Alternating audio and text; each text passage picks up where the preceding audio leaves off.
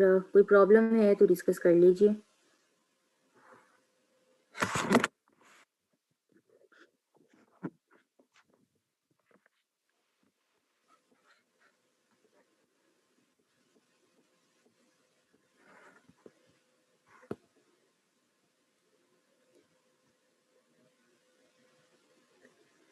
हाँ जी, कोई क्वेश्चन नहीं है, आगे चलें।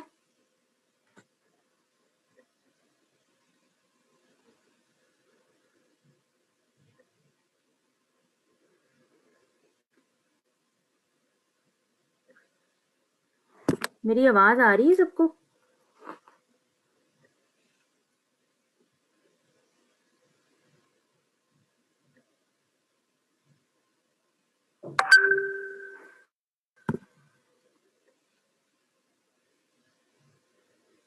हाँ जी, कोई क्वेश्चन नहीं है?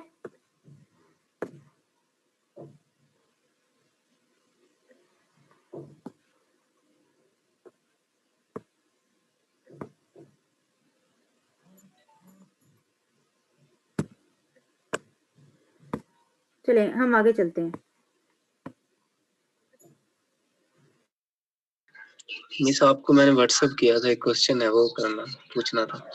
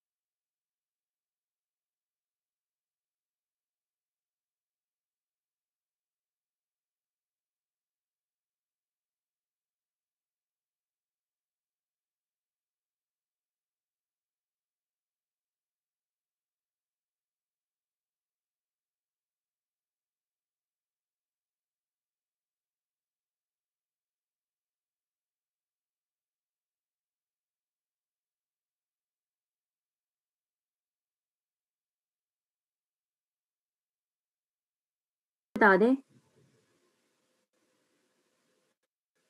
क्योंकि ऑडिट में आपको ये नहीं सिखाया जाएगा कि आप कैलकुलेट इसको कैसे करें। मैं आपको सब जस्ट फॉर्मूले बता सकती हूँ।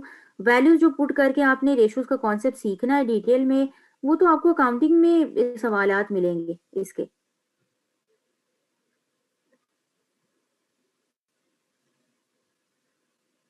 तो ये टॉपिक सब बच्चों ने कर लिया है?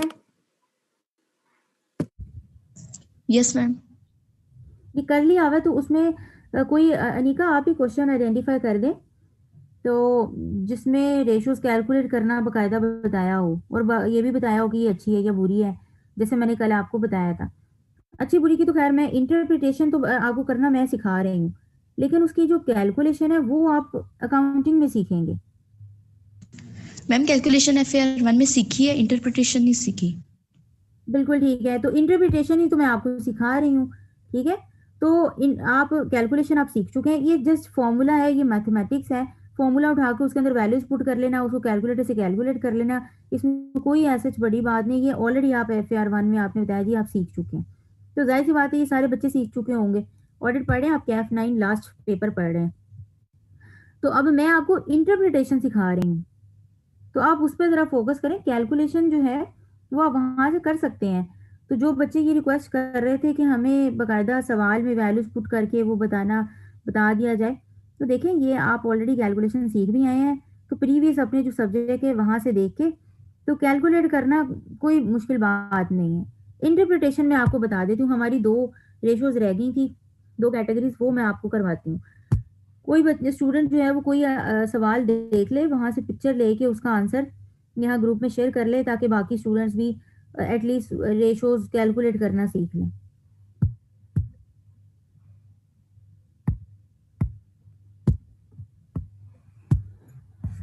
चले, मैंने आपको बताया था कि जी मेजरली 5 कैटेगरीज हैं रेशोज की, जो था एक profitability ratio, working capital efficiency ratio, liquidity ratio, debt ratio और इन्वेस्टर रेशो। नाम से नजर आ रहा है जी प्रॉफिटेबिलिटी। अगर आपने कंपनी की प्रॉफिटेबिलिटी चेक करनी है, कंपनी कितने प्रॉफिट में चल रही है, क्या है income statement point of view से, तो यहाँ पे जाहिर सी बात है प्रॉफिटेबिलिटी कुछ इनकम स्टेटमेंट की आइटम्स को यूज करके आप प्रॉफिटेबिलिटी रेशो कैलकुलेट करेंगे। वर्किंग कैपिटल जो है ये टर्म यूज होती है balance sheet point of view से, और डिटेल आप जाके वो बीएफडी में और फाइनल लेवल पे देखेंगे, लेकिन अभी फॉर द टाइम बिंग आप याद रखिए जो वर्किंग कैपिटल होता है ये आपके इन हैंड जो आपके करंट एसेट्स या करंट लायबिलिटीज होते हैं उनसे मिलके ये वर्किंग कैपिटल बन रहा होता है एक तरह से, जिसमें इन्वेंट्री आते हैं, मेजरली डेटर्स आते हैं और क्रेडिटर्स आते हैं। और वर्किंग कैपिटल एफिशिएंसी रेशो में हमने देखे डेटर्स के डेज, इन्वेंट्री के डेज और क्रेडिटर्स के डेज। डेटर्स के डेज क्या थे कि आप कितना डेटर्स आपके कितना टाइम लगाते हैं आपको पैसे देने में, या इसको ऐसे कहें कि आप कितनी जल्दी डेटर से पैसे रिकवर कर लेते हैं। इन्वेंट्री डेज क्या थे कि आपकी इन्वेंट्री कितनी जल्दी सेल्स में कन्वर्ट हो जाती है, वो डेज। और क्रेडिटर्स के हवाले से हमने पढ़ा था कि जी आपको कितने दिन मिलते हैं, कितने टाइम जो है अरसा आपको मिलता है क्रेडिट पीरियड के आपको क्रेडिटर्स को पैसे पे करने होते हैं। ज़्यादा टाइम मिलेगा तो जाहिर सी बात है आपका वर्किंग कैपिटल थोड़ी देर अच्छा रहेगा। अगर आपको 60 दिन तक आपका क्रेडिटर कह रहा है कि जी आप 60 दिन बाद पैसे दे दें, तो 60 दिन तक आपको एटलीस्ट कैश या फाइनेंस की प्रॉब्लम नहीं होगी, आपको बाद में जाके पैसे देने। या आपको फॉर एग्जांपल 70-80 डेज कह देते मोर, लेकिन अगर वो कह देते नहीं 5 दिन बाद ही पैसे पे करो, तो ये हमारे लिए मसले की बात है कि क्रेडिटर्स भी आप पे ट्रस्ट करने को तैयार नहीं है। तो एवरेज डेज टू पे टू क्रेडिटर्स अगर ये कम हो तो अच्छा है। तो बीइंग अ लॉजिकल पर्सन भी हम इसको थोड़ा सोचेंगे तो हम चीज़ों को खुद ही समझ लेंगे। अगर हम एक रेशो की नेचर समझ लें तो हमें खुद ही पता चल जाएगा ये ज़्यादा होना अच्छा है या कम होना अच्छा है। लिक्विडिटी रेशो हमने डिस्कस की थी कि इसके अंदर आती है जी करंट रेशो और क्विक रेशो। करंट रेशो नाम से नजर आता है, इसमें करंट एसेट्स होंगे और करंट लायबिलिटीज होंगे, current assets over current liabilities. Usually आपसे एक्सपेक्ट किया जाता है कि आपके जितने करंट एसेट्स हों कम से कम उतने ही जितने आपकी लायबिलिटीज हैं करंट लायबिलिटीज, उतनी ही आपके कम से कम करंट एसेट्स मौजूद हों उन लायबिलिटीज को कवर अप करने के लिए। मतलब ये आपसे एक्सपेक्ट किया जाता है कि 1:1 हो तो अच्छा है। लेकिन अगर करंट एसेट्स आपके कम हो गए और करंट लायबिलिटीज ज़्यादा हो गई, जैसे कि 1:3 रेशो, तो इसका मतलब 3 लायबिलिटीज के लिए आपके पास सिर्फ एक एसेट है। This is not good. और अब इसको एक और तरीका रेशो अच्छे बुरे जानने का कि देखिए ऊपर जो न्यूमरेटर में जो चीज़ आ रही है वो एसेट है या लायबिलिटी, क्योंकि न्यूमरेटर में जो चीज़ होती है उसकी वजह से आपका आंसर बढ़ता है। करंट एसेट जितने ज़्यादा होंगे आपका आंसर उतना ज़्यादा मतलब अच्छा आएगा। तो ये कहेंगे ऊपर जो न्यूमरेटर में चीज़ होती है उसकी वजह से आपका आंसर जो है वो ज़्यादा आता है। तो ऊपर जो चीज़ है वो एसेट है वो ज़्यादा आएगा तो इसका मतलब अच्छा है। तो इसका मतलब करंट एसेट अगर ज़्यादा आएंगे तो इट्स गुड, लेकिन अगर करंट लायबिलिटी ज़्यादा आ जाती हैं, करंट एसेट कम है, तो ये गुड नहीं है। ठीक है। इसके बाद है जी क्विक रेशो। क्विक में से वो कहते हैं कि जी देखिए करंट एसेट्स तो आपके पास मौजूद हैं, करंट एसेट्स में से वो एसेट आप निकाल दीजिए जो फौरन कैश में कन्वर्ट नहीं हो सकते, जिसे कहते हैं इन्वेंट्री। जैसे कि इन्वेंट्री फौरन से कैश में कन्वर्ट नहीं हो सकती, डेटर्स फौरन से कैश में कन्वर्ट हो सकते हैं। इन्वेंट्री को पहले आप सेल में कन्वर्ट करेंगे, सेल होगी, सेल के बाद जाके वो डेटर्स के फिर पैसे रिकवर होंगे। तो इन्वेंट्री फौरन से कैश में कन्वर्ट नहीं हो सकती, इसलिए उसने कहा करंट एसेट में से अगर आप इन्वेंट्री निकाल दें, डिवाइड कर दें अगेन इसको करंट लायबिलिटी से, तो आपके पास क्विक रेशो आ जाएगी। तो ये रेशो भी जितनी ज़्यादा होगी उतनी अच्छी है। ठीक है। कितने एसेट्स हैं आपके फौरन कैश में कन्वर्ट हो जाते हैं उन लायबिलिटीज को सेटल करने के लिए, तो मोर होगी तो मोर इज गुड। अच्छा, इसके बाद उसने कहा जी कि आपकी एक होती है डेट रेशो।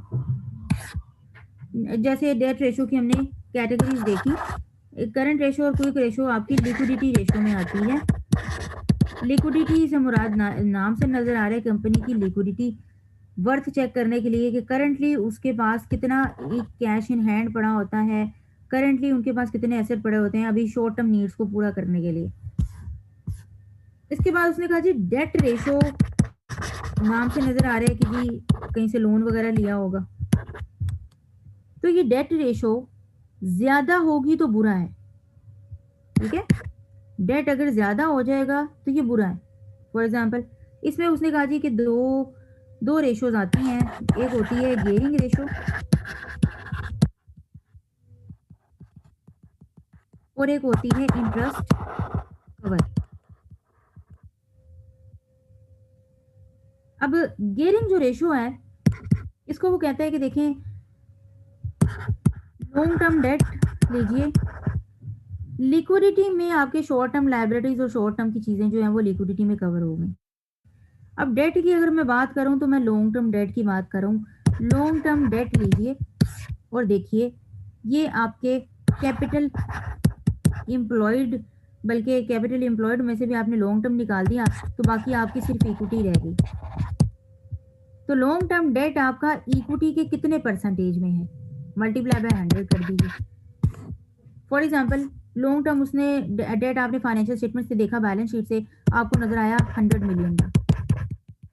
इसके लिए जब आपने इक्विटी देखी तो वो आई आपको नजर 80 मिलियन की। अब ये रेशो अगर आपको पता चले कि 100% से ज्यादा आएगी या कम आएगी तो बताएगा।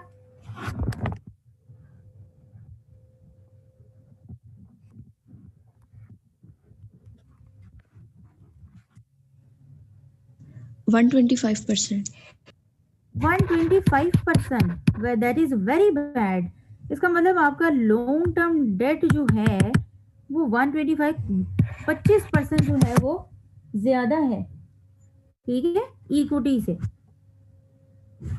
लेकिन अगर मैं कहूं कि लॉन्ग टर्म आपका डेट जो है वो 70 मिलियन है और इक्विटी आपकी 100 मिलियन है, मल्टीप्लाई बाय 100, अब बताइए डेट टू इक्विटी रेशो कितनी है? 70%. नाम से नजर आ रहा है। तो कम हो तो अच्छा है, डेट कंपनी में जितना कम होना चाहिए वो अच्छा है। इससे ये नजर आ रहा है कि जी कंपनी की गेयरिंग रेशो अगर तो ज्यादा आएगी तो इसका मतलब कंपनी जो है ज्यादा अपने लॉन्ग टर्म जो डेट है उस पर सर्वाइव कर रही है। तो कल को जब पैसे वापस करने पड़ेंगे तो ये चला जाएगा डेट, एकदम से 100 मिलियन जाएगा कंपनी से, लेकिन उसके पास सिर्फ 80 मिलियन रह जाएगा इक्विटी में। सिर्फ यही शेयर्स होते हैं, शेयर के पैसे वापस नहीं करने होते, ये 80 मिलियन सिर्फ कंपनी में पड़ा होगा। एकदम से लॉन्ग टर्म डेट जब वापस करना पड़ेगा तो कंपनी को गियर लगाना पड़ेगा एक जोर किस्म का चलाने के लिए। लेकिन यही अगर उसकी इक्विटी ज्यादा है तो 70 मिलियन ये जो डेट है वो सिर्फ उसका 70% है, 50% है। जितना आप देंगे कम होगा डेट उतनी कंपनी के लिए अच्छा है कि डेट कम है और इक्विटी ज्यादा है, कंपनी का अपना पैसा जो पड़ा है वो ज्यादा है। अब इंटरेस्ट कवर जो है इसका फॉर्मूला उसने कहा जी profit before interest and tax.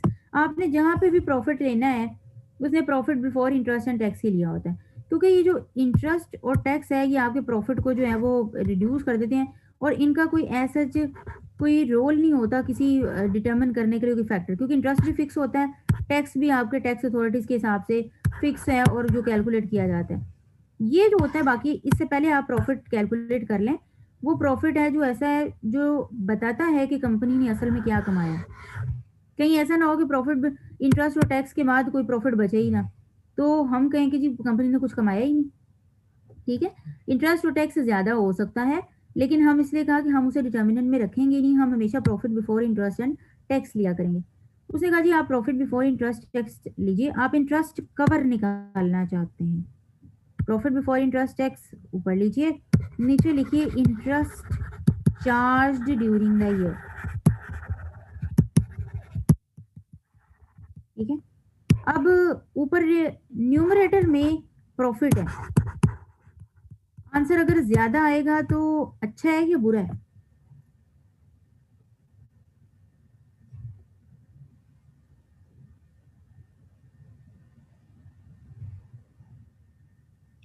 हाँ जी बताइए। ज्यादा आएगा तो अच्छा है।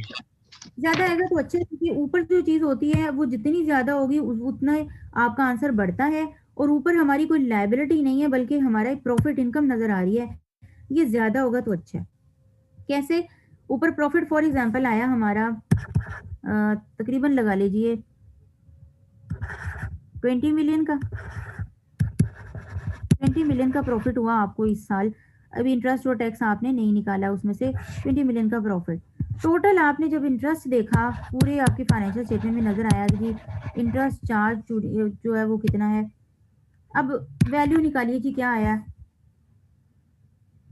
इंटरेस्ट कवर कितना आया आपके पास? 4। 4। ये क्या कह रहा है, बता रहा है आपको, वो कह रहा है कि देखें ये जो इंटरेस्ट कवर है ये असल में शो कर रहा है कि अगर आप 1 रुपए का इंटरेस्ट पे करते हैं तो उसके बदले आपके पास 4 रुपए का प्रॉफिट पड़ा हुआ। ठीक है, 1 रुपए का अगर आप इंटरेस्ट पे करते हैं तो उसके बदले आपके पास 4 रुपए का प्रॉफिट है। That is a good thing. अगर ये होता कि 1 रुपए का इंटरेस्ट है और 2 रुपए का उसके वजह से आपके पास प्रॉफिट पड़ा है, तो 1 रुपया तो उसमें चला जाएगा, बाकी 1 रुपए का प्रॉफिट आप बाकी में यूटिलाइज करेंगे, तो हमारे पास जो इंटरेस्ट कवर है प्रॉफिट में से इंटरेस्ट की वैल्यू अगर निकाल दें, 20 मिलियन में से 5 मिलियन निकाल भी दें, तो बाकी 15 मिलियन स्टिल हमारे पास पड़ा हुआ। तो ये जी इंटरेस्ट कवर, तो ये वाला हम आपका जो प्रॉफिट है इंटरेस्ट को कितना कवर कर देता है, तो that is a good thing. 1 रुपए, एक अगर रुपए इंटरेस्ट हो तो उसके बदले हमारे पास 4 रुपए का प्रॉफिट मौजूद है, that is a good thing. तो जितना ये ज्यादा होगा मोर इज गुड।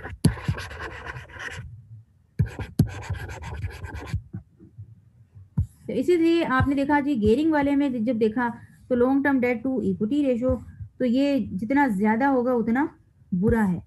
इसके बाद है जी इन्वेस्टर्स रेशो, ये होती है इन्वेस्टर के पॉइंट ऑफ व्यू से।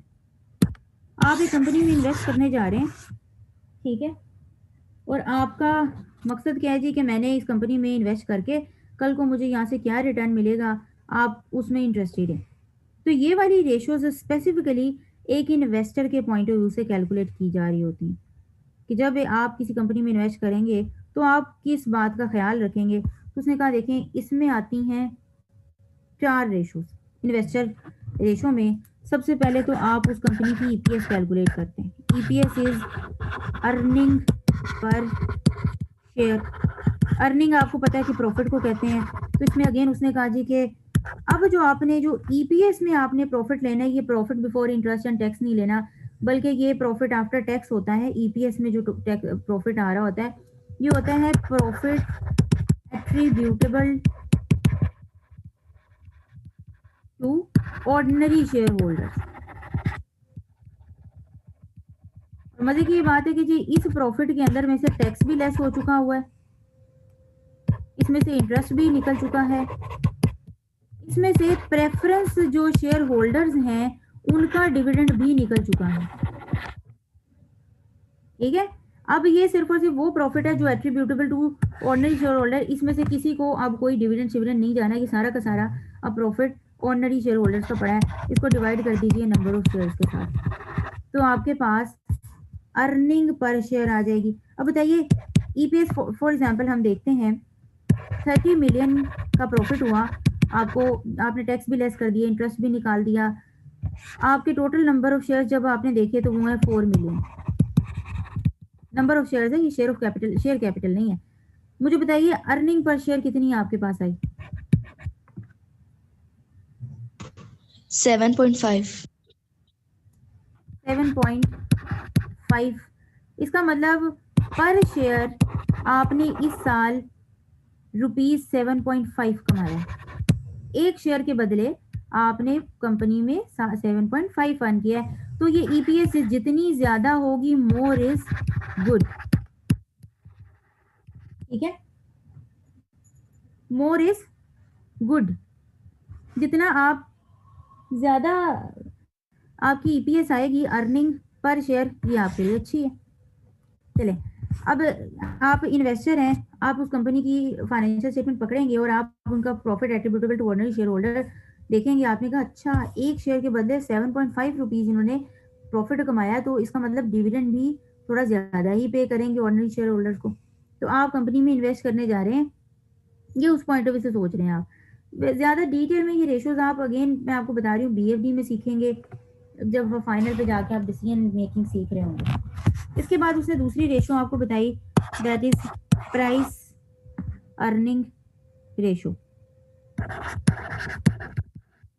प्राइस से मुराद है जी मार्केट वैल्यू ले लें आप शेयर की, अर्निंग से मुराद है जी आपकी EPS हो जाएगी।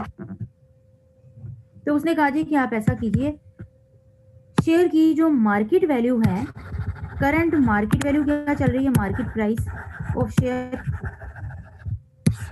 डिवाइड कर दीजिए आपने जो ऊपर EPS कैलकुलेट की है। अच्छा, अब ये ज्यादा होगी तो अच्छी है, कम होगी तो अच्छी है?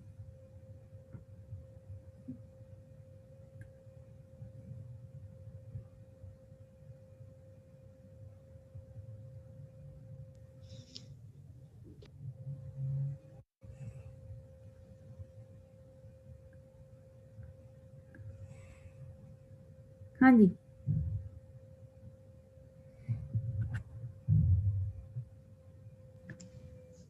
ज्यादा होगी तो अच्छी होगी। चलें इसको एग्जांपल से कर लेते हैं। एक शेयर है, उसकी मार्केट वैल्यू है ₹20। आपने EPS जब कैलकुलेट की, अर्निंग पर शेयर ऊपर जब निकाली प्रॉफिट एट्रीब्यूटेबल, तो ये अर्निंग पर शेयर जो होती है स्पेसिफिकली उस कंपनी की होती है। ये EPS जो है ये चेंज होगी हर कंपनी की, लेकिन जो मार्केट वैल्यू है शेयर की, हाँ ये भी देखेंगे कि ये मार्केट में ये इनका शेयर कितने का बिक रहा है, और अर्निंग पर शेयर ये है कि इस शेयर पे ये कितनी अर्निंग कमा रहे हैं। तो हम कहते हैं कि जी ये प्राइस अर्निंग रेशो हो गई। EPS फॉर एग्जाम्पल ऊपर आपने जो कैलकुलेट की थी दैट इज 7.5। कैलकुलेट करके बताइए क्या आता है।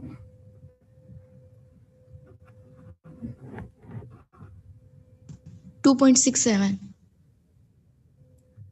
2.67 नीचे आपका 7.5 है। ये अगर ज्यादा होगी तो बुरी है।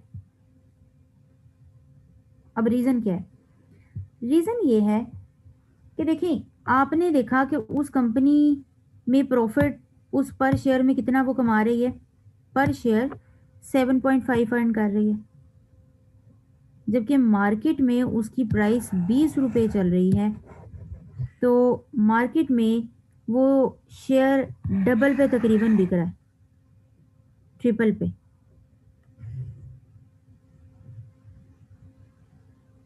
ठीक है, तो ये आपकी अर्निंग उसके अकॉर्डिंग जो है वो सही नहीं है। थोड़ा सा ट्रिकी हो गया, लेकिन ये आपको ये प्राइस अर्निंग रेशो, ये इन्वेस्टर रेशो जो है पेपर पॉइंट ऑफ व्यू से इतनी इंटरप्रिटेशन में आपसे नहीं टेस्ट की जाएंगी, क्योंकि आप ऑडिटर हैं। बीइंग एन ऑडिटर आप इन्वेस्टर बन के नहीं सोचेंगे, आप ऑडिटर बन के सोचेंगे। आपके लिए डेट रेशो ज़्यादा इंपॉर्टेंट होंगी। अभी आप ऐसा कीजिए, इन्वेस्टर रेशो थोड़ी सी डिफिकल्ट सी आती हैं, तो आप इसको बस ऐसे ही फॉर द टाइम बीइंग इसके फॉर्मूले जो हैं वो याद कर लीजिए। ठीक है, कुछ तो आपको रेशो समझ आ जाएंगे, लेकिन कुछ जो है वो उस पर थोड़ा टाइम लगेगा, इतना हमारे पास टाइम नहीं है इसके, अगर हम टॉपिक की वर्थ के हिसाब से देखेंगे। इसके बाद आती है जी डिविडेंड यील्ड।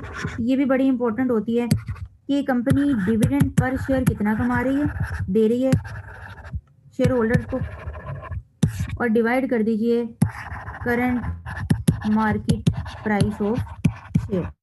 फॉर एग्जाम्पल वो कहती है मैं ₹2 पर शेयर डिविडेंड दूंगी, और मार्केट वैल्यू जब उस शेयर की हम देखते हैं तो वो है जी 20। तो वो कितना मल्टीप्लाई पे अगर 100 करें तो ये कितने % आता है जी डिविडेंड यील्ड?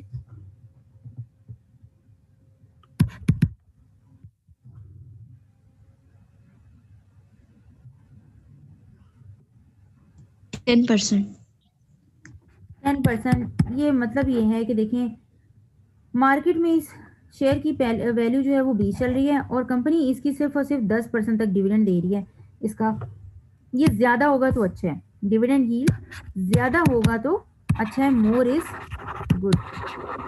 ज्यादा डिविडेंड मिल रहा है तो इन्वेस्टर के पॉइंट ऑफ व्यू से डिविडेंड यील्ड इज गुड। इसके अलावा एक डिविडेंड कवर भी होता है, ये भी तकरीबन इसी तरह ही इंटरप्रेट कर सकते हैं आप इसको।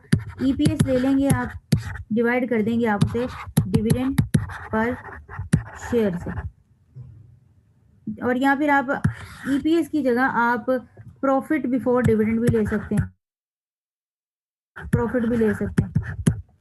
तो ये भी अगर आपको पता है ऊपर ईपीएस आ गई है, ये ज्यादा होगा तो अच्छा होगा, मोर इज गुड, कि एक डिविडेंड को कवर करने के लिए इनके पास कितना प्रॉफिट मौजूद है। ये बिल्कुल ऐसे ही है जैसे इंटरेस्ट कवर है, इसी तरह ये डिविडेंड कवर निकल आया। अच्छा, अब मैं आपको जरा बता दूं कि आपके लिए जो इंपॉर्टेंट रेशोज हैं वो थोड़ी अब आपको बता देती हूँ। जो इन्वेस्टर्स वाली रेशोज हैं वो थोड़ी इतनी इंपॉर्टेंट नहीं है। अगर आप ऑडिटर बीइंग एन ऑडिटर बैठे फाइनेंशियल स्टेटमेंट का एनालिसिस कर रहे होंगे तो आपने चूंकि गोइंग कंसर्न के इश्यूज देखने हैं, इन्वेस्टर ने तो इन्वेस्ट कर दिया हुआ है, बात खत्म, वो लीस्ट रिकमेंडेड हो जाती हैं, लीस्ट आप उसे जो है वो कैलकुलेट करते हैं।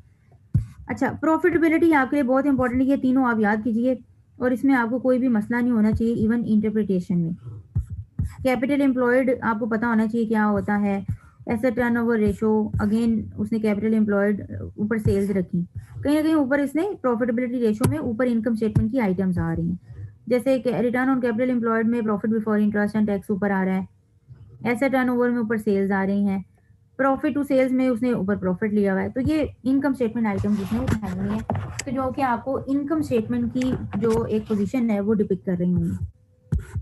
वर्किंग कैपिटल में मैंने आपको बताया था कि ये बैलेंस शीट की आइटम्स हैं, एवरेज डेज टू डेटर से कलेक्ट करना होता है, इन्वेंट्री कितने दिन में कन्वर्ट होती है और क्रेडिटर्स को आपने पे करना होता है।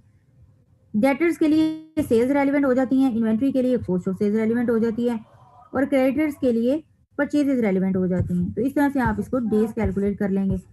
लिक्विडिटी रेशो इंपॉर्टेंट होगी आपके लिए, डेट रेशो इंपॉर्टेंट होगी, इन्वेस्टर रेशो जो है लीस्ट इंपॉर्टेंट होगी आपके लिए। इसके लिए जैसे आप फॉर्मूलाज भी अगर याद कर लें, थोड़ा बहुत आपको चीज़ें खुद ही क्लियर होना शुरू हो जाएंगी। और जब हम एग्जांपल्स कर रहे होंगे, पास पेपर की हम एग्जांपल भी करेंगे, तो वहाँ से भी हम देखेंगे कि उसने इन रेशोज को कितना यूज़ किया हुआ है उसके अंदर। ठीक है जी, अब रेशोज मैं मजीद नहीं करवा रही, अब मैं आपको करवाती हूँ। कल हमने जो टॉपिक शुरू किया था एनालिटिकल प्रोसीजर में, हमने कहा था जी दो टाइप्स होती हैं इसकी एनालिटिकल प्रोसीजर की, एक तो है जी रेशोज आप कैलकुलेट कर लें, ठीक है, और दूसरी टाइप की रेशोज तो आप कैलकुलेट कर ही रहे हैं, उसने कहा जी आप रेशोज बाद में कैलकुलेट कर लेंगे जब फिगर्स ज़रा सही हो जाएंगी फाइनेंशियल स्टेटमेंट की, हम ज़रा कंपैरिजन कर लेते हैं। ये बहुत ज़्यादा यूज़ किया जाता है कंपैरिजन। अब ये कंपैरिजन किन तरीकों से किया जा सकता है, उसने कहा जी ये 4 तरीकों से किया जा सकता है, ये अब हम बुक से करते हैं। ये एक कह लीजिए नॉलेज बेस्ड सवाल है। मैंने आपको बताया था कि जी इस चैप्टर में से IAS 520 में से आपसे नॉलेज और एप्लीकेशन बेस्ड टेस्टिंग दोनों की जाएगी। तो अब नॉलेज वाले सवाल थोड़े बीच में उससे डालने हैं, आपसे पूछने हैं, तो वो नॉलेज वाले सवाल हम बुक से ही कर लेते हैं क्योंकि हमने इसे बुक से ही याद करना है।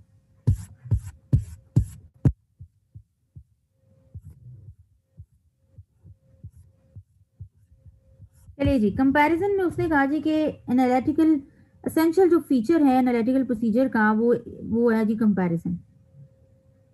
कंपैरिजन किस चीज़ का, ऑडिटर जो है वो कैलकुलेट करेगा रिलेशनशिप्स को, नॉन फाइनेंशियल डाटा, आपको पता है फाइनेंशियल डाटा, जैसे कि पेरोल कॉस्ट को कंपेयर करेगा नंबर ऑफ एम्प्लॉयज से, प्रॉपर्टी प्लांट इक्विपमेंट की कॉस्ट को कंपेयर करेगा नंबर ऑफ फिक्स एसेट्स से, ठीक है, या फिर डेप्रिसिएशन को देखेगा उसकी यूजफुल लाइफ कितनी है, इस तरह की चीज़ों के साथ कंपेयर करेगा। तो जो नॉन फाइनेंशियल डाटा आपके पास अवेलेबल होगा, number of debtors, list of debtors, ये आपके कुछ नॉन फाइनेंशियल डाटा है जिसमें कॉस्ट नहीं आती। तो आप कंपैरिजन ड्रॉ करेंगे इनके बीच में। सबसे पहले उसने कहा जी आप कंपैरिजन कर सकते हैं, आपने फॉर एग्जांपल 2018 की फिगर्स उठाई और उसके बाद आपने जी 2017 की आपकी पिछले साल की फिगर्स आ रही होती हैं, आपने क्या किया, आप कर रहे हैं 2018 का ऑडिट, लेकिन आपके पास 2017 की फिगर्स भी आनी चाहिए आपके वर्किंग पेपर में। ठीक है जी, अब कंपैरिजन करने लगे आपको जी सेल्स, इनकम स्टेटमेंट और बैलेंस शीट दोनों पकड़ा दी गई। तो आपने देखा इस साल, अगेन मैंने आपको जो एग्जांपल दी थी, इस साल आपकी 5 मिलियन की सेल्स हुई, पिछले साल आपकी 2 मिलियन की सेल्स हुई, सबसे पहले तो ये वेरिएंस आ गया कितने का। यहाँ पे आप वेरिएंस की हेडिंग देते जाते हैं साथ साथ। आपने कहा जी 3 मिलियन का वेरिएंस आ गया, इसको आपने देखना है कि जस्टिफाई करें मैनेजमेंट 3 मिलियन का वेरिएंस क्यों आया। कॉस्ट ऑफ सेल्स इधर आया था 1 मिलियन की कॉस्ट ऑफ सेल्स, और उसके बाद यहाँ 2 मिलियन की कॉस्ट ऑफ सेल्स, वेरिएंस कितना आया 1 मिलियन का, और आपका जीपी कितना आ गया 3 मिलियन का जीपी आ गया, और यहाँ पे 1 मिलियन का जीपी आ गया। तो अगेन ये लेस करेंगे तो आपके पास टोटल अगर आप जो है वो वेरिएंस देखें तो 3 - 1, तो ओवरऑल वेरिएंस देखें तो 2 मिलियन का जीपी में वेरिएंस आया। साथ साथ आप यहाँ परसेंटेज भी कैलकुलेट कर सकते हैं। ये जी आपका प्रायर पीरियड के साथ आप कंपैरिजन करना शुरू कर दें। पिछले साल ये था, अच्छा इस साल ऐसा क्या हुआ है कि जो जी ये चीज़ फिगर इंक्रीज हो गई है। जब आपने सेल्स का पूछा तो उसने सेल्स का कहा जी हमने नया प्रोडक्ट लॉन्च किया है, हमने नए ऑपरेशन नए ब्रांचेस ओपन किए हैं। अच्छा आपने कहा ठीक है ये किया है, तो अगर रिलेटिवली आपकी सेल्स बढ़ी हैं तो क्या कॉस्ट ऑफ सेल्स भी बढ़ रही हैं। इसका रिलेशनशिप आपने कॉस्ट ऑफ सेल्स के साथ देखा। ये फाइनेंशियल डाटा और फाइनेंशियल डाटा के बीच में एक रिलेशनशिप क्रिएट किया आपने। अच्छा जब आपने कहा जी अगर इधर कॉस्ट ऑफ सेल्स बढ़ रही हैं वो भी बढ़नी चाहिए, वो देखा, अच्छा चलो वो भी बढ़ रही हैं।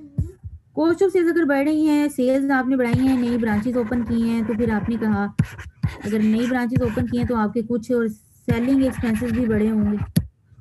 सेलिंग में स्पेसिफिकली अगर मार्केटिंग की बात करें, एडवर्टीजमेंट की बात करें तो वो भी बड़े होंगे। नया प्रोडक्ट लॉन्च ऐसे तो नहीं हो जाता, नई ब्रांचेस के लिए आपको थोड़ी एडवर्टीजमेंट करनी पड़ती है, इस तरह की चीज़ें स्टेप्स उठाने पड़ते हैं। क्या वो रिलेटिवली बढ़ रहे हैं कि नहीं बढ़ रहे, ठीक है। या फिर वो कोई और एग्जांपल दें, वो कहें हमने एक नया प्लांट जो है वो एक बड़ा अच्छा प्लांट खरीदा है, उससे हमारी प्रोडक्शन बहुत ज़्यादा हो जाती है, तो प्रोडक्शन कैपेसिटी जो है वो बहुत ज़्यादा बढ़ गई है, तो वो बढ़ने की वजह से हमारी सेल्स भी जो है वो ज़्यादा हो गई, क्वांटिटी वाइज तो सेल्स ज़्यादा हो गई। अब ये जो उसने प्लांट का जिक्र किया, अच्छा आपने कहा अच्छा ठीक नया प्लांट लगाया, तो नए प्लांट की फिर कुछ डेप्रिसिएशन भी आ रही होगी, उसकी वजह से कॉस्ट ऑफ सेल्स भी बढ़ी होगी। ये प्लांट आप साथ ही फिर कहेंगे बैलेंस शीट फॉरम उठा के देखेंगे, बैलेंस शीट में जाके देखेंगे कि क्या property plant equipment non current asset में वो एडिशन हुई है कोई जिसका ये जिस प्लांट का जिक्र कर रहे हैं। अच्छा आपने देखा जी एडिशन हुई हुई है। अब आपने देखना है ये प्रॉपर्टी प्लांट इक्विपमेंट को खरीदने के लिए इन्होंने इनका फिर इसका मतलब कोई कैश फ्लो तो कम हुआ होगा, बैंक में जो बैलेंस पड़ा होगा वो भी कम हुआ होगा, ठीक है। बैंक में बैलेंस पिछले साल कुछ पड़ा था, इस बार वो भी कम होना चाहिए, वो रिड्यूस होना चाहिए, क्योंकि इन्होंने एक प्लांट खरीदा है। पता चला कि नहीं बैंक में बैलेंस तो उतना ही पड़ा, रिड्यूस ही नहीं हुआ, फिर क्या हो सकता है। फिर आपने कहा जी हाँ हो सकता है इन्होंने लोन लिया हो। अगर लोन लिया है तो फिर आप जाके देखेंगे लॉन्ग टर्म लोन में या फिर शॉर्ट टर्म लोन में। अगर लोन आपको दिख गया तो आप कहेंगे अच्छा लोन नजर आ गया। अब इस लोन नजर आया तो इसके ऊपर इंटरेस्ट आ रहा है, इंटरेस्ट इनकम स्टेटमेंट में। अब ये देखिए सारा क्या है, ये चीजों को आप लिंक करते जा रहे हैं, रिलेशनशिप डेवलप करते जा रहे हैं, लिंक डेवलप करते जा रहे हैं। कहीं पे आके कोई भी चीज अनयूजुअल हुई जो कि आपकी एक्सपेक्टेशंस के अगेंस्ट हुई, ये आप क्या कर रहे हैं, ये आपकी अपनी एक्सपेक्टेशन डेवलप कर रहे हैं। अभी तक सिर्फ आप फाइनेंशियल स्टेटमेंट को इवैल्यूएट कर रहे हैं, एनालिसिस कर रहे हैं उसका, एक रिलेशनशिप डेवलप करके। अब मैनेजमेंट से कुछ नहीं पूछने गए आप, उससे मैनेजमेंट ने सिर्फ आपको ये इन्फॉर्मेशन दी कि जी हमने नया प्लांट लगाया, बाकी अब इन्फॉर्मेशन आप खुद निकाल रहे हैं, प्लांट की, डेप्रिसिएशन की, प्लांट को फाइनेंस कैसे किया गया खरीदने के लिए, बैंक से पैसे निकाले गए या फिर लोन लिया गया। लोन लिया तो फिर वो लॉन्ग टर्म या शॉर्ट टर्म लोन में आना चाहिए। अगर लोन लिया है तो फिर लोन एग्रीमेंट भी लेंगे, वहां से देखेंगे कि इंटरेस्ट उसके ऊपर पे कर रहे हैं कि नहीं कर रहे, वहां से ये इंटरेस्ट की वैल्यू भी यहाँ से भी कैलकुलेट होना शुरू हो जाएगी। तो बहुत सारी चीज़ों को आपने आपस में करना है कोरोबोरेट, तो ये सारी चीज़ें होंगी जी। कंपैरिजन से बहुत सारी चीज़ें हो जाती हैं, आपको पता चलता है कि जी पिछले साल से ऐसी क्या चीज़ हटके हुई है कि जिसकी वजह से ये फिगर जो है जिसमें अनयूजुअल जो है वेरिएंस आ गया। अगर तो देखो पिछले साल 2 मिलियन, इस बार भी तकरीबन 2.1 मिलियन की सेल्स है, फिर तो कोई मसला ही नहीं, इतना अनयूजुअल वेरिएंस तो आया ही नहीं। तो आप इसके लिए भी मैंने आपको बताया था एनालिटिकल प्रोसीजर्स के लिए भी आप एक मटीरियलिटी सेट करते हैं। अगेन ये वाली जो आपकी मटीरियलिटी होती है ये ओवरऑल फाइनेंशियल स्टेटमेंट की जो मटेरियलिटी होती है उससे कम होती है। ये कम क्यों होती है? ये इसलिए कम होती है ताकि यहाँ पे जो आप स्टेटमेंट निकालते जाएं, ये वाली जो स्टेटमेंट निकले, आप उसे इमटेरियल कर करके छोड़ते जो जा रहे हैं, तो इन एग्रीगेट भी आप अगर करें तो वो ओवरऑल जो मटेरियलिटी एज अ होल है फाइनेंशियल स्टेटमेंट, उससे भी एक्सीड नहीं करनी चाहिए। चलिए अब बुक पे आते हैं। उसने कहा देखिए आप प्रायर अकाउंटिंग पीरियड के साथ कंपैरिजन कर सकते हैं to establish patterns and trends and to look for unusual fluctuations तो नहीं हुई in amounts in the current financial year that seem inconsistent with what has happened previously। पिछले साल क्या हुआ था और इस साल ऐसा क्या हुआ है कि जी ये फिगर्स, अगर जाहिर सी बात है कुछ ऐसा हुआ ही नहीं, कोई ऐसा इवेंट अकर हुआ ही नहीं, उसके बावजूद ये फिगर्स इतनी ज़्यादा फ्लक्चुएट कर रही हैं, तो क्यों कर रही हैं? ज़रूर भी कोई मिसस्टेटमेंट है, ज़रूर कोई फ्रॉड किया है, ज़रूर जानबूझ के कोई चीज़ें रिकॉर्ड की गई हैं बिला वजह की, जो कि मैनेजमेंट ने खुद की हैं ज़्यादा प्रॉफिट दिखाने के लिए। तो अगेन फ्रॉड, मिसस्टेटमेंट और ये सारी चीज़ें आपके दिमाग में आना शुरू हो जाती हैं। इसके कहा कि आप प्रायर पीरियड के साथ अगर आप ना भी कंपैरिजन करें, आप ऐसा करिए उनके जो बजट्स वगैरह हैं वो ले लीजिए, ठीक है? उन्होंने बजट्स वगैरह तो बनाए होंगे, फोरकास्ट की होती हैं, प्लानिंग की होती है, बजट्स की बनाए होते हैं, फोरकास्ट किए होती हैं चीज़ों को। तो जो एक्चुअल रिजल्ट्स इस बार आए वो आप फाइनेंशियल स्टेटमेंट से देख लेंगे, उनको ज़रा बजट से कंपेयर करके देखिए और देखिए कि क्या वाकई वैसा ही है जैसे हम एक्सपेक्ट कर रहे थे, क्या चीज़ें वैसे ही एक्सपेक्टेशन के मुताबिक निकली हैं या नहीं निकली, ठीक है? तो ये कंपैरिजन भी आप कर सकते हैं। इसके बाद उसने कहा जी आप इंडस्ट्री एवरेज रिजल्ट भी लगा सकते हैं। ये थोड़ा सा मुश्किल होता है इंडस्ट्री एवरेज रिजल्ट, क्योंकि इसमें आप करते क्या हैं, फॉर एग्जांपल आप लेदर की इंडस्ट्री है जिसमें वो कंपनी ऑपरेट कर रही है और लेदर का बिजनेस करती है, आप उन कंपनीज का डेटा उठाना शुरू कर देते हैं जो कि लेदर मतलब सेम इंडस्ट्री में वर्क कर रही हैं, ऑपरेट कर रही हैं। आप उन सब के डेटा उठाते हैं और उसके साथ कंपेयर करते हैं कि जी देखें ये हमारी जो कंपनी है जिसका हम ऑडिट कर रहे हैं, ये अपनी इंडस्ट्री के हिसाब से कितना फ्लक्चुएट कर रही है, क्योंकि ओवरऑल इंडस्ट्री में जो नेचर सेम होती है, जो बिजनेस की नेचर है, ऑपरेशंस हैं, तकरीबन सेम होते हैं, तो ऐसे जितनी फ्लक्चुएशन तो होनी नहीं चाहिए। तो आप इंडस्ट्री एवरेज के साथ उसको कंपेयर करते हैं, सारी इंडस्ट्री का एक एवरेज निकाल लेते हैं, पूरी इंडस्ट्री का डिफरेंट 3-4 कंपनीज उठा के मेजर उनका एक एवरेज निकालते हैं, उस एवरेज के साथ आप अपनी इस कंपनी की जो फिगर्स हैं उसको कंपेयर करते हैं। उसके साथ जरा कुछ अनयूजुअल आपको फ्लक्चुएशन नजर आई तो आप पूछेंगे किसी इंडस्ट्री में तो ये चल रहा है, आपका क्या है? तो फॉर एग्जाम्पल इंडस्ट्री में कॉस्ट ऑफ सेल जो है वो बहुत ज़्यादा आती है, कुछ एक स्पेसिफिक मटेरियल की कॉस्ट बहुत ज़्यादा है, लेकिन इनकी जब आप फाइनेंशियल स्टेटमेंट उठाते हैं तो उसमें बहुत ज़्यादा कम है, तो आप पूछेंगे सर ये क्या रीज़न है, इंडस्ट्री में तो बहुत ज़्यादा ये कॉस्ट है, आपके तो बहुत कम। ये फिर स्पेसिफिकली बताएंगे कि हमारे पास ऐसा इक्विपमेंट है स्पेसिफिकली जो और किसी कंपनी के पास नहीं है, ठीक है? तो इन चीज़ों को आपने कोरोबरेट करना है, वेरीफाई करना है।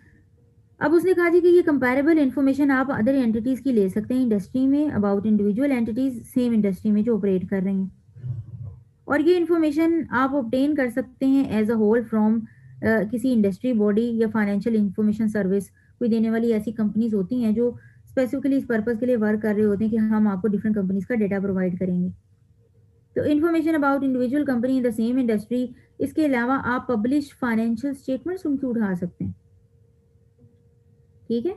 अब आप कहेंगे जी दूसरी कंपनीज का डेटा हमारे पास इतनी डिटेल में कहाँ से आएगा, तो वो जाहिर सी बात है वो जो अपनी फाइनेंशियल स्टेटमेंट, अगर आपको याद हो कंपनी लॉ के अंदर उन्होंने वेबसाइट पे अपलोड करनी होती हैं, कमीशन को भेजनी होती हैं, तो आप आराम से जाके उनकी पब्लिश फाइनेंशियल स्टेटमेंट जो उन्होंने पब्लिश की होती हैं जनरल पब्लिक के लिए ऐसी फेंकी होती हैं, आप वो इकट्ठी करके तो वहाँ से इंफॉर्मेशन निकाल सकते हैं, अपने पर्पज़ के लिए उसे यूज़ कर सकते हैं। इसके अलावा उसने कहा जी आप डिफरेंट कंपेयर कर सकते हैं different parts of same entity, जैसे कि अगर एक कंपनी के फॉर एग्जांपल 4 ब्रांचेज हैं या 4 डिवीजन हैं, उसने कहा जी एक डिवीजन है डिवीजन ए, एक डिवीजन बी है, डिवीजन सी है और डिवीजन डी है, इनकी अपने जो ऑपरेशन है सेपरेट तो ऑडिटर ये भी कर सकता है कि सेपरेट डिवीजन्स के उनकी सेल्स को आपस में कंपेयर करे, इनको आपस में कंपेयर करके देखे जी ये यहाँ पे कितनी सेल्स आ रही हैं, यहाँ पे कितनी सेल्स आ रही हैं और टोटल कितनी है।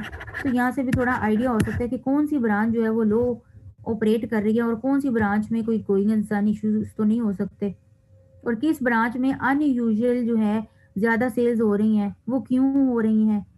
अनयूजुअल कुछ ब्रांचेस में कॉस्ट जो है वो ज़्यादा है, फ्लक्चुएशन ज़्यादा है, तो वो क्यों है। तो आप इनके आपस में डिविजन्स को भी कंपेयर करके कुछ चीज़ों को आइडेंटिफाई कर सकते हैं। ये है जी कंपैरिजन। उन्होंने कहा जी ऑडिटर जो है कंपेयर कर सकता है रिजल्ट ऑफ डिफरेंट ब्रांचेस या divisions with the same entity जब देयर आर सिमिलर ब्रांचेस या divisions with in the entity. अच्छा, अब वो देखें, वो आगे नीचे आपको फर्दर बताता है कि देखें जब आप ये कैलकुलेशन परफॉर्म कर लें, ऑडिटर उसके बाद क्या करेगा, वो एग्जामिन करेगा कि कोई अनएक्सपेक्टेड या अनयूजुअल रिलेशनशिप्स तो नहीं है, और अगर हैं तो फिर इंक्वायरीज करेगा मैनेजमेंट से। किस चीज़ की, कि ये एक्सप्लेनेशन, ये रिलेशनशिप जो उसने आइडेंटिफाई किए हैं ये ऐसे क्यों आए हैं, उसकी एक्सप्लेनेशन रिक्वायर करेगा।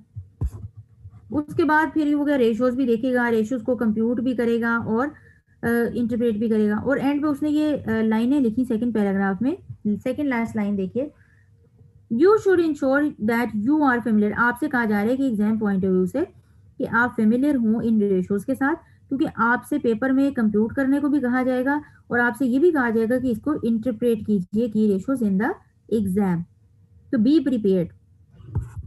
अच्छा, ऊपर हमने जी कंपैरिजन देख लिया, अब हम देखते हैं जी कुछ लिमिटेशंस होती हैं एनालिटिकल प्रोसीजर्स की।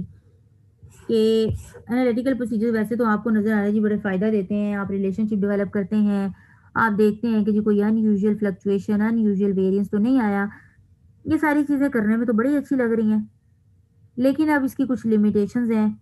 उसने कहा वो लिमिटेशन हम वन बाय वन बताते हैं आपको। सबसे पहले तो कहा कि जी देखें जो एनालिटिकल प्रोसीजर्स की क्वालिटी है ये डिपेंड करती है, वो एनालिटिकल प्रोसीजर कितने यूजफुल होंगे आपके लिए, ये डिपेंड करती है quality of underlying financial information. अगर वो आपको फाइनेंशियल इंफॉर्मेशन जो प्रोवाइड कर रहे हैं वो भी गलत हो, फिर क्योंकि ऑडिटर साहब क्या कहाँ से रेशो कैलकुलेट करेंगे, वो क्लाइंट की मैनेजमेंट अकाउंट से जो है वो कैलकुलेट करेंगे जो अकाउंट्स उन्होंने हमें बना के दिए, ठीक है। तो वो उसने कहा जी कि आपको क्या करना पड़ेगा, ये उसकी फाइनेंशियल इंफॉर्मेशन की क्वालिटी पे भी डिपेंड करता है। अगर वही सही नहीं होंगी, वही उनकी क्वालिटी खराब होगी, तो फिर एनालिटिकल प्रोसीजर परफॉर्म करना हमारे लिए यूजफुल नहीं है। उसके बाद उसने कहा जी कि कंपैरिजन पर्पस के लिए इंफॉर्मेशन ज़रूरी है कि ये कंसिस्टेंट बेसिस पे कैलकुलेट की जा रही हो। आप कंपैरिजन कर रहे हैं तो ऐसा, अब ये देखें पिछले साल भी आपने कंपैरिजन किया हो, इस साल भी कंपैरिजन किया हो, अगले साल भी कंपैरिजन किया हो, तो आप यूजुअली है कंसिस्टेंटली बेसिस पे कंपैरिजन कर रहे हो तब जाके आप इसे यूज कर सकते हैं। एकदम से आप कोई चीज करने की कोशिश करेंगे तो आपको डेटा रिक्वायर्ड शायद ना मिल पाए, ठीक है। तो कंसिस्टेंट बेसिस पे आपको अब ये करना पड़ेगा उसके बाद, ताकि आप रिलेशनशिप को आइडेंटिफाई कर सके, क्योंकि सिर्फ 1 या 2 सालों से आप इस तरह से रिलेशनशिप आइडेंटिफाई नहीं कर सकते, आपके पास प्रीवियस का भी डेटा होना चाहिए, कंसिस्टेंट बेसिस पे आप ये काम कर रहे हो। उसके बाद उसने कहा जी कि 2 फिगर्स जो आप यूज कर रहे हैं कैलकुलेट करने के लिए एक रेशो में, वो लॉजिकली इंटर रिलेटेड भी हों, जैसे कि सेल्स ग्रॉस प्रॉफिट के साथ इंटर रिलेटेड है, बिल्कुल है, क्योंकि ग्रॉस प्रॉफिट तो आता ही सेल्स से कैलकुलेट होके, अगर जी सेल्स ज़्यादा होगी तो जीपी ज़्यादा होगा, तो ये लॉजिकल होना चाहिए। सेल्स का आप डेटर के साथ रिलेशनशिप क्रिएट कर सकते हैं, ठीक है। सेल्स का क्रेडिटर्स के साथ कोई रिलेशनशिप नहीं क्रिएट किया जा सकता, सेल्स का प्रॉपर्टी प्लांट इक्विपमेंट के साथ कोई रिलेशनशिप क्रिएट नहीं किया जा सकता। इसी तरह लोन का आप इंटरेस्ट के साथ रिलेशनशिप क्रिएट कर सकते हैं, इंटरेस्ट जितना लोन ज्यादा होगा तो इंटरेस्ट ज्यादा होगा, तो इस तरह की चीजें आपको जब एक रेशो के अंदर आप कोई फिगर डाल रहे हैं, 2 फिगर्स, तो वो लॉजिकली रिलेटेड भी होने चाहिए एक दूसरे से, उनका आपस में रिलेशनशिप बनना चाहिए।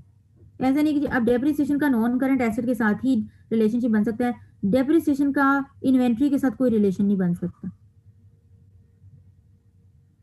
तो इस तरह की आपने चीजें ध्यान में रखनी है। उसके बाद उसने कहा जी कि देखिए एनालिटिकल प्रोसीजर्स के लिए अब आपको एक और चीज की जरूरत है कि ऑडिटर को क्लाइंट के जो बिजनेस है उसको अंडरस्टैंड करना पड़ेगा डिटेल में, ठीक है। क्योंकि आप किसी कंपनी के बारे में एक्सपेक्टेशन तभी डेवलप कर सकते हैं जब आपको उस कंपनी के बारे में, उसके बिजनेस के बारे में, उसके ऑपरेशन के बारे में, उसकी इंडस्ट्री के बारे में सब कुछ पता होगा। अगर आपको यही नहीं पता कि लेदर की डिमांड किस सीजन में आती है, किस सीजन में कम हो जाती है, किस सीजन में ज्यादा हो जाती है, कौन सा मंथ आता है, आप कैसे एक एक्सपेक्टेशन डेवलप कर सकेंगे कि जी नवंबर में अगर सेल ज्यादा हो गई है तो क्यों हुई है। आपको फिर डिटेल में जाना पड़ेगा ताकि वो he is able to understand the potential significance of ratios और reasons for differences. For example difference between one year और नेक्स्ट। एक स्पेसिफिक मंथ में सेल ज़्यादा हो गई हैं तो आपको भी ये चीज़ पता होनी चाहिए कि लेदर्स इस मंथ में ज़्यादा बिक रही होती हैं। जैसे सर्दियों के कपड़े सर्दियों में जो है वो ज़्यादा बिक रहे होते हैं, तो देयर इज़ अ सीज़न। तो ये बीइंग अ लॉजिकल पर्सन उसको भी पता है, लेकिन ये हर इंडस्ट्री के बारे में नहीं पता होता एक हर आम बंदे को।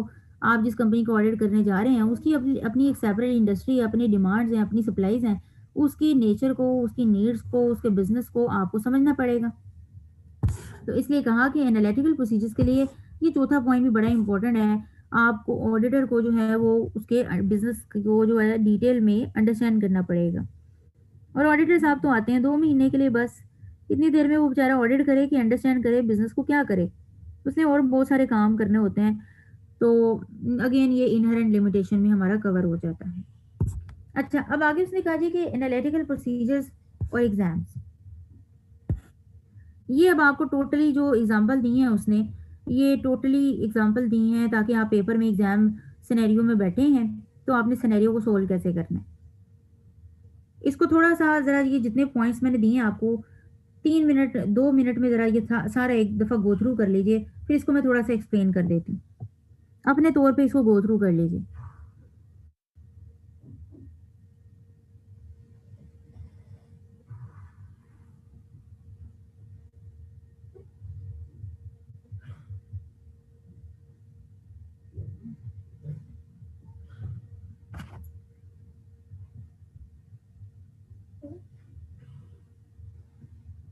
ये जो ऊपर के 3 पॉइंट उसने बताए हैं, ये उसने आपको बताया है, आपको समझाया है एक तरह से कि आपने ये 3 काम करने हैं जब आपको केस स्टडी आएगी।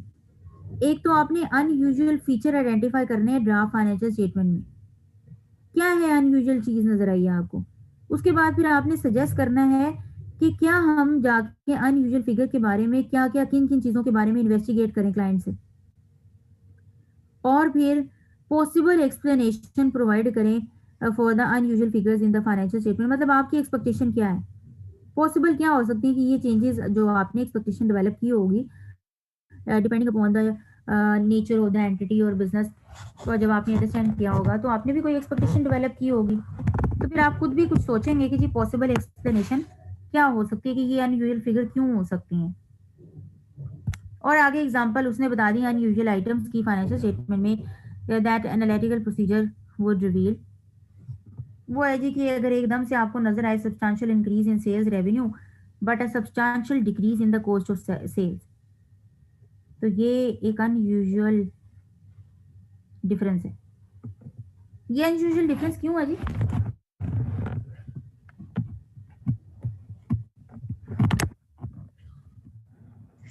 अगर सेल्स बढ़ी है तो प्रोडक्शन भी बढ़ी होगी, प्रोडक्शन बढ़ी है तो कॉस्ट ऑफ सेल भी बढ़ी होगी। अगर सेल्स बढ़ी हैं तो सेल्स तो होती उसके ऊपर जो कॉस्ट ऑफ सेल्स है वो भी बढ़नी चाहिए, क्योंकि कॉस्ट ऑफ सेल्स क्या होती हैं, उसको उसकी प्रोडक्शन कॉस्ट होती है, उसमें उसको सेल करने की जितनी इन्वेंट्री सेल हुई उसकी कॉस्ट ऑफ सेल्स भी ज्यादा होगी जैसे जैसे सेल ज्यादा हो रही है। तो ये तो बीइंग अ लॉजिकल पर्सन ये हमें चीज समझ आती है। अगर वो कम हो रही है लेकिन सेल्स बढ़ रही है तो ये क्या मसला है जी। फिर वो कोई रीजन बताएंगे कि जी हमने सेल्स की जो प्राइसिंग का मेथड है वो जो है वो थोड़ा मार्जिन ज्यादा कर दिया, इसकी वजह से कॉस्ट हमारी उतनी ही है, ये कम जो है वो आपको कम नजर आ रही है, लेकिन सेल्स अनयूजुअली हमारी ज्यादा हो गई है इस वजह से। तो ये एक रीजन हो सकती है। आगे उसने कहा जी significant change in the gross profit margin. आपको नजर आएगी पिछले साल कंपनी ने जब आपने ग्रोस प्रॉफिट रेशो कैलकुलेट की तो 10% प्रॉफिट कमाया सिर्फ और सिर्फ जीपी। इस बार 60%, दिस इज वेरी अनयूजुअल। इस बार एकदम से इतनी ज्यादा जीपी रेशो, क्या रीजन है जी? तो ये अनयूजुअल आइटम्स आपको नजर आ रही हैं, ये आपने मैनेजमेंट से इंक्वायरीज करनी है इसके बारे में, एक्सप्लेनेशन वो क्या देते हैं वो देखनी है। तीसरा उसने क्या कहा जी?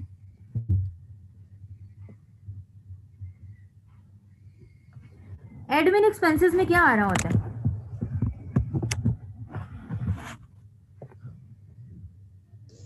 हेड ऑफिस के एक्सपेंडिचर्स। वो ऐसे एक्सपेंसेस जो कि तकरीबन फिक्स ही होते हैं। एडमिन एक्सपेंसेस ऐसे होते हैं जैसे एम्प्लॉयज की सैलरीज होती हैं। हेड ऑफिस के अगर प्रॉपर्टी प्लांट इक्विपमेंट की डेप्रिसिएशन है तो वो भी एडमिन में ही कहीं ना कहीं आ रही होगी। ये एडमिन नेचर के एक्सपेंसेस ऐसे होते हैं जो प्रोडक्शन कॉस्ट में कहीं भी यूज ही नहीं हो रहे होते, जिनका प्रोडक्शन से कोई ताल्लुक नहीं होता, जैसे बिल्डिंग का रेंट है, जैसे ऑफिस का रेंट हो गया, ठीक है, किसी भी ऐसी चीजों का रेंट हो गया। आप इस तरह की चीजें जो फिक्स हैं, चाहे आप प्रोडक्शन करें ना करें, एडमिन कॉस्ट तो आपको आनी ही आनी है। लेकिन कहा कि एक सिग्निफिकेंट एकदम से इंक्रीज या डिक्रीज आ जाए, एडमिन एक्सपेंसेस एकदम से आपके कम हो जाए, ऐसा क्या हो गया भाई कि एडमिन एक्सपेंसेस कम हो गए? एडमिन एक्सपेंसेस की तो नेचर तकरीबन फिक्स ही होती है, वो तो आप प्रिडिक्ट कर सकते हैं कि जी हर साल तकरीबन इतने ही आएंगे। अनटिल एंड अनलेस कोई शॉप आपने सेल कर दी है, उसका रेंट अब आपको पे नहीं करना पड़ रहा, वो आपने जो वो छोड़ दी है, कोई प्रोडक्शन कैपेसिटी छोड़ दी है, ठीक है, उसके लिए कोई आपने रीजन आइडेंटिफाई करनी है, उनसे पूछना है। ये अभी तो हम खुद प्रिडिक्ट कर रहे हैं कि क्या हो सकता है। उसके बाद उसने कहा जी सिग्निफिकेंट इंक्रीज और decrease in selling and distribution expenses. Selling और डिस्ट्रीब्यूशन एक्सपेंसेस का लिंक अगर मैं क्रिएट करना चाहूँ तो मैं किसके साथ कर सकती हूँ? सेल्स। तकरीबन सेल्स के साथ। अगर हम कहते हैं कि सेल्स इतने परसेंट ज़्यादा हुई हैं तो फिर सेलिंग एक्सपेंसेस भी थोड़े ज़्यादा लगे होंगे इनके, ठीक है। लेकिन अगर आपको नजर आए कि जी एकदम से सेलिंग डिस्ट्रीब्यूशन एक्सपेंसेस तो बहुत ज़्यादा हो गए लेकिन सेल्स उसके अकॉर्डिंग ज़्यादा नहीं बढ़ी, तो फिर क्या रीज़न है? फिर वो शायद ये बताएं कि हमने एक्चुअली जो प्रोडक्ट नया लॉन्च किया है वो असल में उसकी सेल्स बाद में शुरू होंगी, उसके एक्सपेंसेस जो हैं वो अभी हमारे इनकर हो गए हुए हैं। आपको पता है एक्सपेंसेस तो जैसे ही आपने किए वो एक्सपेंसेस तो हो चुके हुए हैं। एक्सपेंस कोई एसेट थोड़ी है कि जो अगले साल तक आपको फायदा देगा, एक्सपेंस तो आपने आज कर लिया तो कर लिया। अच्छा, उसके बाद उसने कहा जी कि सिग्निफिकेंट इंक्रीज और डिक्रीज इन इंटरेस्ट कॉस्ट और इन्वेस्टमेंट इनकम, इसका लिंक किसके साथ क्रिएट कर सकते हैं?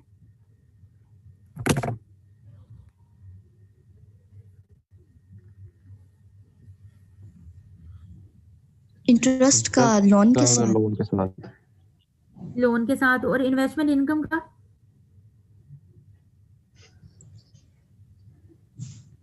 किसी भी इन्वेस्टमेंट के साथ।